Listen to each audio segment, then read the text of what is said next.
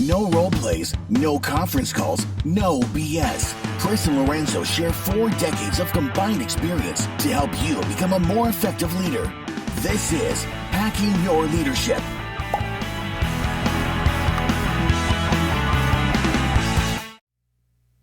Welcome to Hacking Your Leadership. I'm Chris. And I'm Lorenzo. And welcome to this week's Thoughtful Thursday. Don't forget to follow us on YouTube at Hacking Your Leadership and leave us a review on iTunes. On this Thoughtful Thursday, I want to talk about a conversation I had with someone who had been a leader. They've been in like a formal leadership role for about 1.5 or 2 years. And they started to say that they felt like they were burning out just a little bit, that they weren't kind of finding the same joy in the role that they used to. And you know, that can happen in any role. And, you know, we've gone through a lot over the last 3 or 4 years. The different things have been expected out of leaders. But this particular person I was talking to, I know them to be a good person and a good leader. And so I kind of dug a little deeper here. And what it kind of led me to a conversation on is around what things as leaders we look for when it comes to feeling like we did our jobs, when it comes to feeling that satisfaction out of work. And you know, if you think about anything in life, you know, I look at my kids, we've transitioned over the last few years of not doing toys and things and stuff for birthdays and Christmas, but rather doing experiences, because the memories they make and the time that we spend together is significantly more important than just the thing. The thing is something that they get excited and they smile and they play with it for a day or two, and then the novelty wears off and it goes away.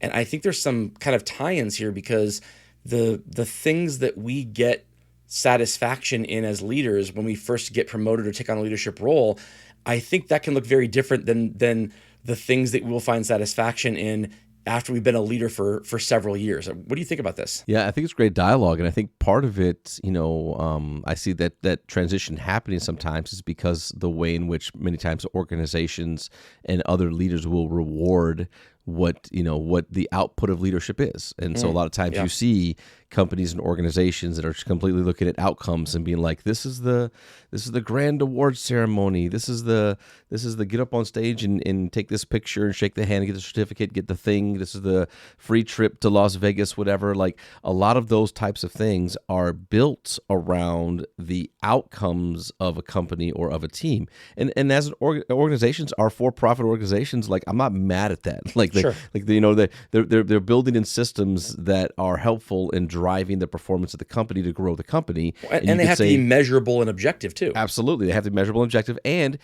say, like, and the success of the company typically means more jobs for people and more opportunities. So, like, I'm totally fine with that. But I think that, to your point, like, as leaders come into that role and they're getting leadership for the first time, and they get a couple of those accolades for maybe the outcomes of the team or the influence they had on making the business better in one way or the other, we tend to start to lean more into, like, well, that's the way that we measure leadership. And again, it absolutely is. There's an expectation that as a leader, you have a positive influence on the performance of your people by making sure they get clarity, that they have training, they have development, all of that. But when it comes to the actual reality of being a leader for a long time, here's what you realize: you have a lot of ups and downs. And there are times when, you get all the accolades because your teams are performing at a very high level. And then you kind of come down a little bit. And maybe there's a new thing that they're measuring that your team's not as good at yet. Or you had a really big year last year. You led the whole company. And now this year you have to do better than that last year. And it's been tougher this year. And now all of a sudden you're like, wait a minute, it's the same people, same team. We thought we were the best in the world. We're not doing anything different, but we're not getting the accolades anymore. And you learn that over time as a leader, that you have to find the love and joy of the work, and realizing that you're going to come across that roller coaster of outcomes and accolades. Right. I think about a story that one of our mentors, Gil Dennis, has said many times over the years, is that one day he was a general manager of a store, and his boss called him up or came into the store and was looking at a scorecard from the previous day and said, what happened yesterday? And his response was a very glib, I guess I wasn't a good leader yesterday, and really sarcastically, to kind of put make sure that his boss understood that what a scorecard said on a particular single day is not a reflection on whether or not you are a good leader or a bad leader. This is about trends and about what you are doing over time, but mostly it's about whether or not your people will continue to follow you and that they say you're a good leader. If in order to achieve what your company is looking to achieve from a scorecard standpoint, it makes you a poor leader, then you're a poor leader, regardless of what your company says. Hopefully you work for an organization where they are at least not necessarily in spirit of each other, but that they don't oppose each other, right? Like we're going for whatever that outcome is the company's looking for. Doesn't make you have to throw away your values in terms of how you treat people and how you care about people. Hopefully you can do both at the same time. If you can't, you should find a new organization. But just because they aren't opposed to each other. Just because you can do both doesn't mean that you will accomplish both always every day at the same time. If you focus just on the one that's going to get you those accolades or that recognition, though, you will often do what is not the right thing to do when it comes to the real art of leadership and the real, kind of satisfaction you'll get from, kind of putting your head on the pillow at the end of the day and thinking, I actually helped somebody today. And not just mean I helped a customer, I helped an employee solve a problem, but I genuinely helped another human being whose development and whose future is in my hands right now. I helped them take the next step in that development and in that future.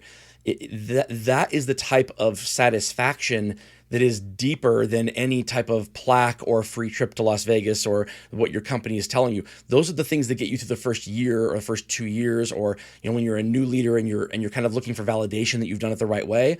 The deeper satisfaction comes with understanding what your real responsibility is, which is to people. If that's what you're focusing on long term, typically the other things come. Not always, but typically they do come because your people trust you enough to execute on the strategies that you're putting into place. And so what I want to ask you, Lorenzo, is I want to know about a time when you had a realization that something was more important in your job than whatever the outcomes were that were being expected of you. That there was a people piece or a responsibility to your team that really had to take precedent over just those outcomes. So I want to ask you that, but first I want to get a word from one of our sponsors. All right, Lorenzo, when did this hit you that your responsibility was deeper than just whatever the company was expecting of you? I think for me, I remember a time when I was leading a team and we were kind of like getting the accolades. We were kind of getting the outcomes that were expected. We were driving pretty well and it felt really good. And I was like, man, this is what leadership is all about. My team's performing. We're getting these things done. I feel really good about this. This is the influence that I want to have. And then within a short amount of time, half that team either got promoted or moved to other teams to help go and create outcomes in other places. And I'm like, sure. Okay, well they're doing well, right? They deserve it. Doing great, exactly. Top performing team, great performing team. They're out, and I'm like, oh no, like now how am I going to value my leadership here? And like now all of a sudden I'm watching these other teams start to move up and become most improved, and then start to take it. And I'm just like, I'm back and forth. I'm like, man, like, I feel good to know that happened, but then I also felt early in my career I needed to like preface every conversation with like, oh yeah, I'm so proud of Chris and what he's done over there, because when we were together, like I had to like remind people that these were my people at one point, and then I realized like no, this is not about that part of it. This is what it's about is that influence that I'm having. What this is about now is saying, okay, I'm so happy and proud that those have moved on to other things. Here's the team that I have now. I know that off the bat, we're not going to be the best. We're not going to get all these accolades.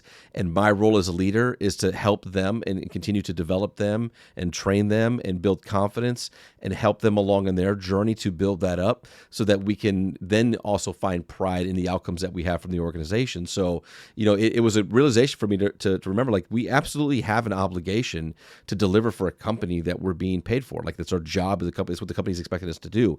But within that, we also have to remember as leaders, when you raise your hand to be a leader of people, you now have this much larger responsibility to take care of the people that you have, to make sure they're getting developed, to make sure they're getting trained, and to cheer them along the way. Knowing that you're going to have those highs where you're just leading in everything, or you're doing great work, and then you're going to have those lows for whatever the reasons might be.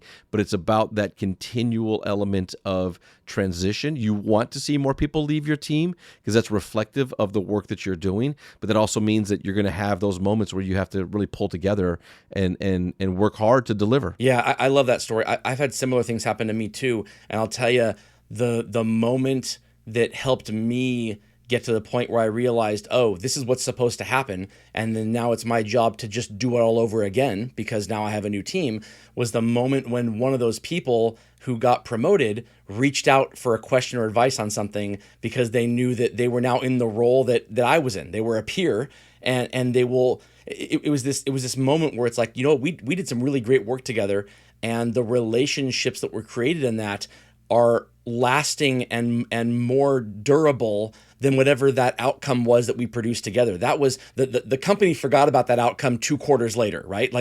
But the relationship between myself and those people that got promoted, that will last because I did right by them in the moment. And so, you have to take satisfaction in knowing that you did your job, not from hey, we delivered this together, but take satisfaction in knowing that, hey, we accomplished something together, and there's that bond there that will always last because we were in it together and we got something done, and now there's this kind of camaraderie that occurs. This is how networks are built over the course of an entire career, and these are the people that will ultimately, kind of recross your path as you go on, because the world is a lot smaller than sometimes we think it is. Absolutely.